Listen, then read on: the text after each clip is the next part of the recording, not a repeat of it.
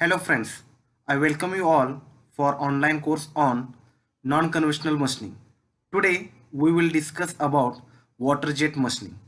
In this topic we are going to cover initially introduction of water jet machining will be discussed. It will be followed by working principle of water jet machining. Then what are the equipment used in water jet machining will be discussed. Thereafter process parameters will be explained. At last, we are going to discuss advantages and applications of water jet machining. Let us see first point, introduction.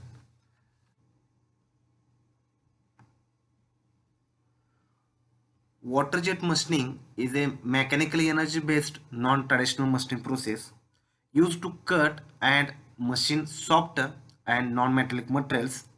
It involves the use of high velocity water jet to smoothly cut a soft workpiece. It is similar to abrasive jet machining. The high pressure water allowed to pass through a nozzle. This process works on the principle of erosion effects of a high velocity and small diameter of jet of water.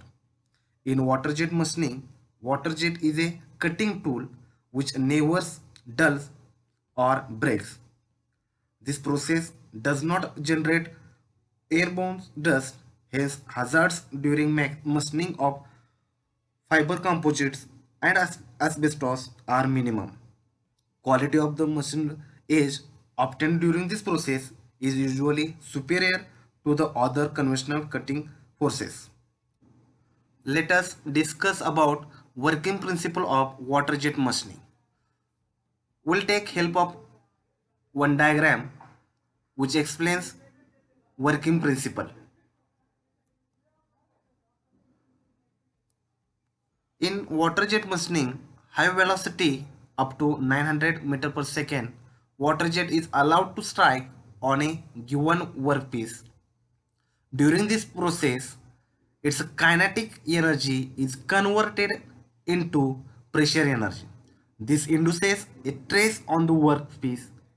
When this induced trace is high enough, unwanted particles of the workpiece are automatically removed.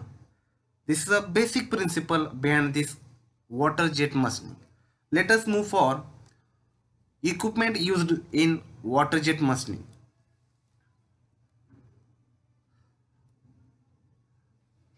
Here I have given the schematic diagram of water jet machining where all the component of this water jet machining system is given. In water jet machining, there are the different components are there. First is a reservoir, second is hydraulic pump, intensifier, accumulator, control valve, water jet nozzle, flow regulator. First, I will explain working of this water jet machining process.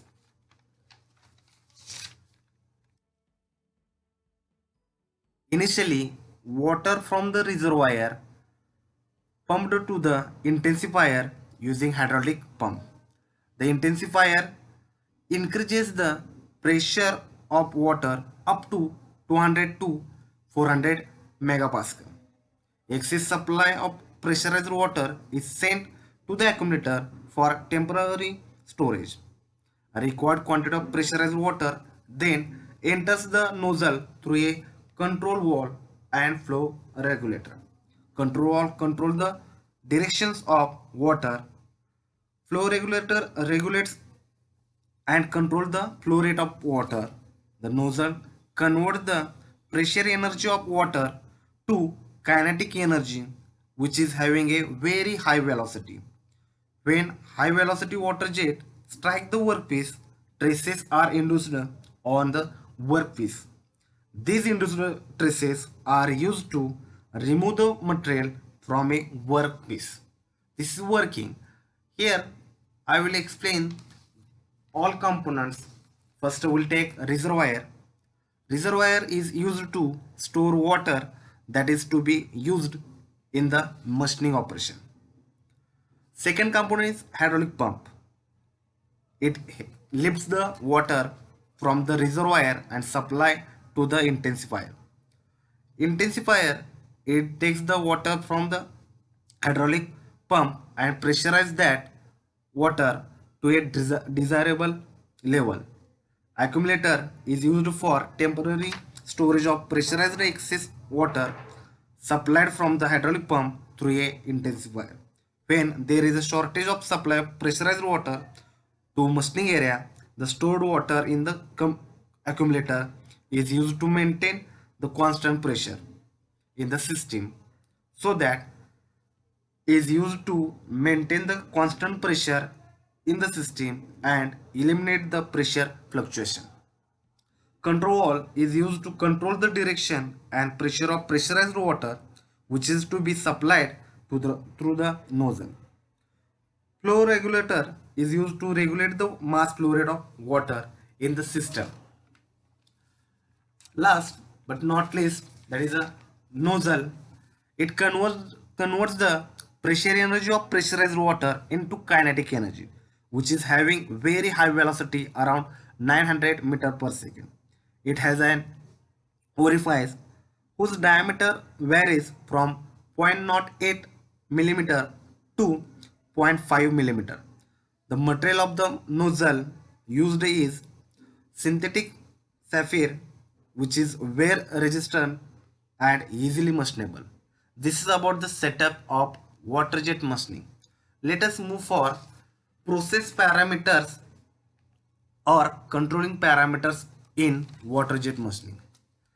These parameters are adjustable and are used to control the process as per the requirement by keeping in mind the type of application and cost consideration. First process parameter is stand-off distance. It is the gap between the jet nozzle and the workpiece. Material removal increases with increase of standoff distance up to certain limit and then falls gradually.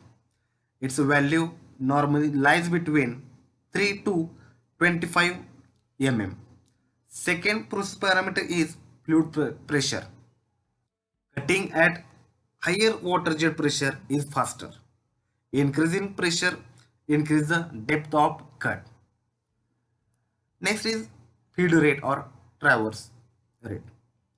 Thick materials can be machined without difficulty at high jet pressure and low feed rate.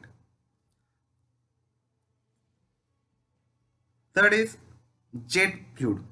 It must have low viscosity to minimize energy losses and must be non-corrosive, non-toxic, common and inexpensive. Next process parameter is nozzle diameter. Internal diameter of nozzle usually ranges from 0.07 to 0.50 mm. These nozzles are made up of synthetic sapphire, which is wear resistant but easily maintained. Advantages of water jet machining. It is a fast process. It prevents the formation of heat affected zones on the workpiece. Automatically cleans the surface of workpiece. It has excellent precision, will get tolerance up to plus minus 0.005 millimeter. It does not produce any hazardous gas. This process is eco-friendly. Let us discuss about disadvantages of water jet machining. Only soft materials can be machined using this water jet machining. Very high thick materials cannot be easily machined using this water jet machining. Initial investment for water jet machining is high. This process is not suitable for mass production. This is about the disadvantages of water jet machining. Let us see last part of this topic, that is applications of water jet machining. This process is useful for cutting materials which are porous, fibrous, granular, or soft. It includes the materials like corrugated board, rubber, granite, plywood, glass, and aluminum. Second application is this process is used to cut wood, ceramics, composites, leather, foam, wire stripping, and deburring.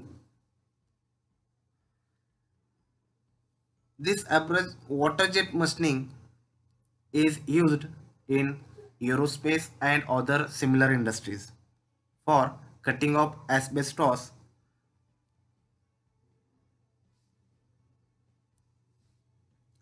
Again, this water jet machining is used to cut fiberglass and polyethylene automotive parts. This is about today's topic. If you want to listen more lecture about non-conventional machining, please follow us and please don't forget to subscribe our channel. Thank you. Thank you very much. Hopefully you might have enjoyed the lecture. Then please do like the video and know your thoughts in comments. Please do share this video among your friends and don't forget to subscribe to our channel. After subscription you can press the bell icon to never miss the notification regarding our new videos. Thank you so much.